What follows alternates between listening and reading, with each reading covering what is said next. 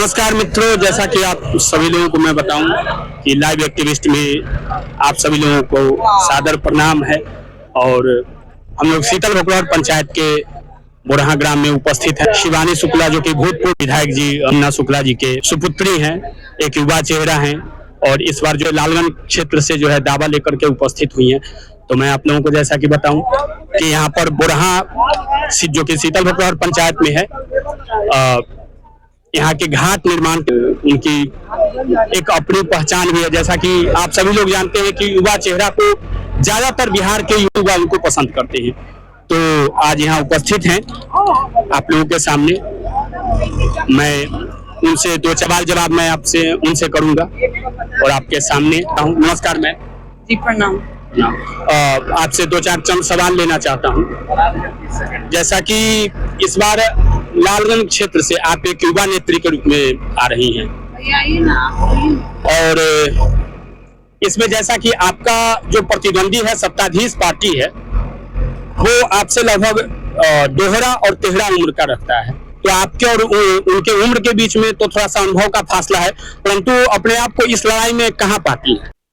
पहले तो उनका हम बहुत आदर करते हैं, मेरे से बड़े हैं जी।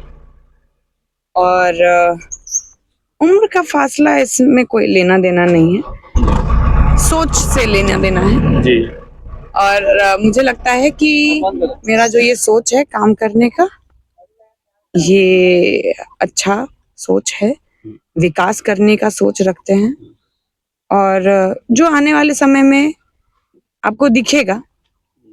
मैं पढ़ी लिखी हूँ जी। तो मैं चाहती हूँ कि यहाँ पे मेरे सामने जितने बच्चे हैं जी।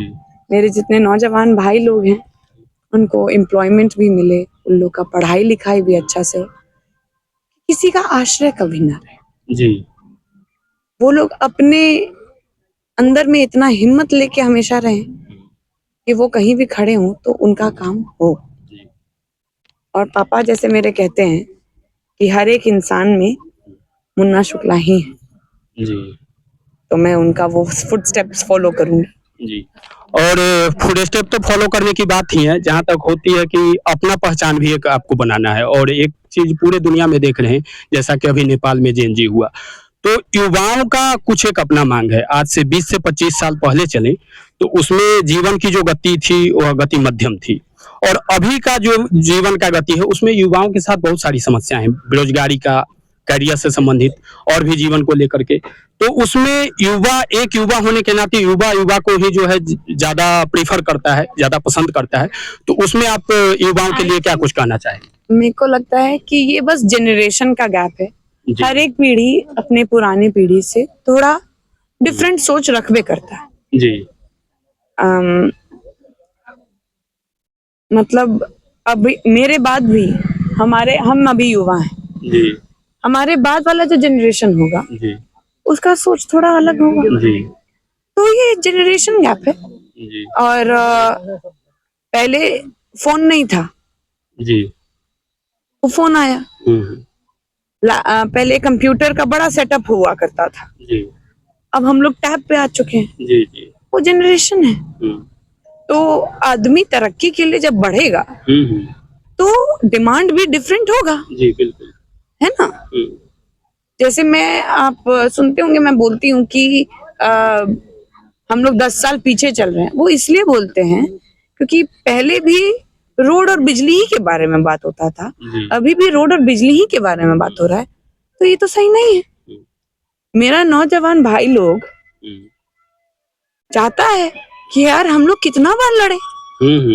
हमारे पिता लड़े हैं ना, मेरे पिता लड़े तो बिजली आया, मेरे पिता लड़े तो रोड आया।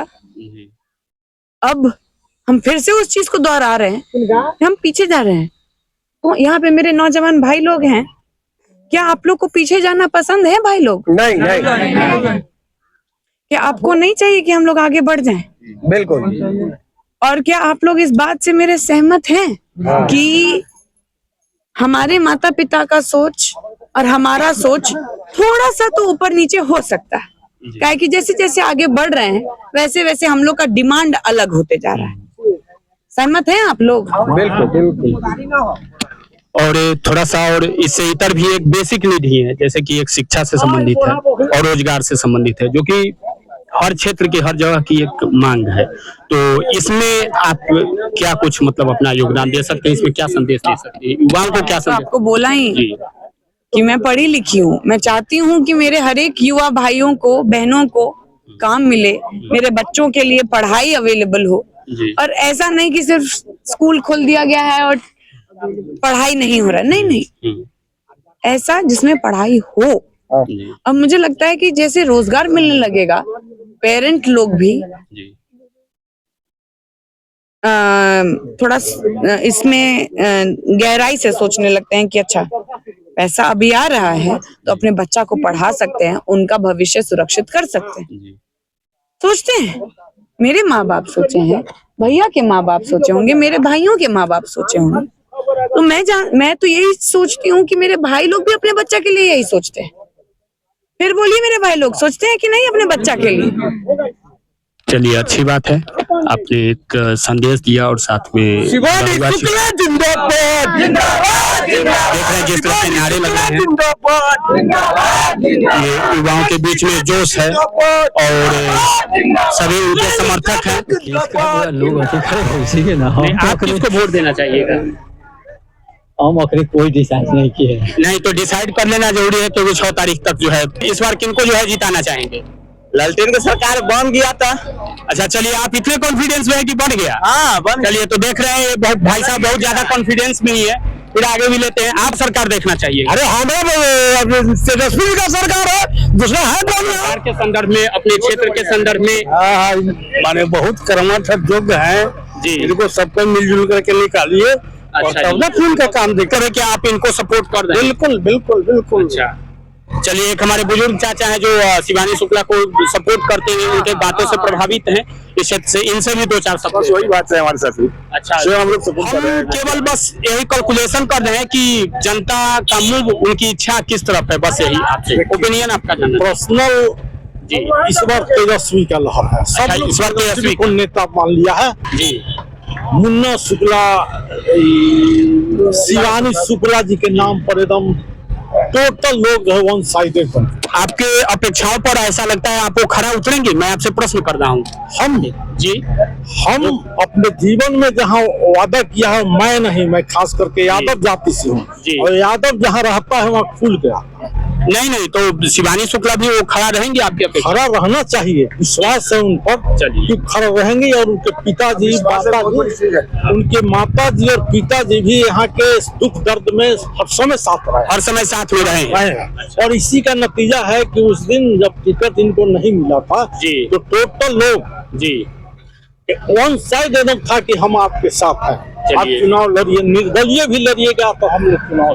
राजा शिवानी शुक्ला जिंदाबाद। चलिए, ये जयराज यहाँ पर शिवानी शुक्ला जी आई है और उनके सौजन्य से ही एक घाट बन रहा है।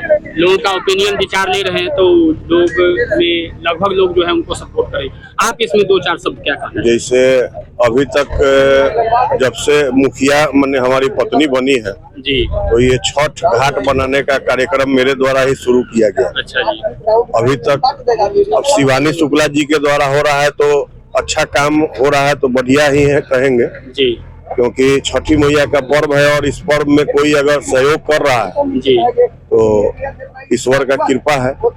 और ऐसे भी अगर वो नहीं बनवाती तो मेरा तो ये काम है, हमको करवाना ही है। वो करवा दे रही है तो हमारा सहयोग कर रही है। अच्छा जी, और विशेष क्या कहना है, जनता जनमानस पूरे पटल पे काम उनका दिखेगा, उनको मेहनत करना होगा, जी आशीर्वाद जनता देगी तो जरूर चुनाव जीतेगी वो।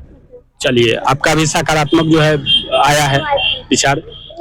इसी के साथ मैं अपनी वाणी को विराम देता हूँ। जी धन्यवाद।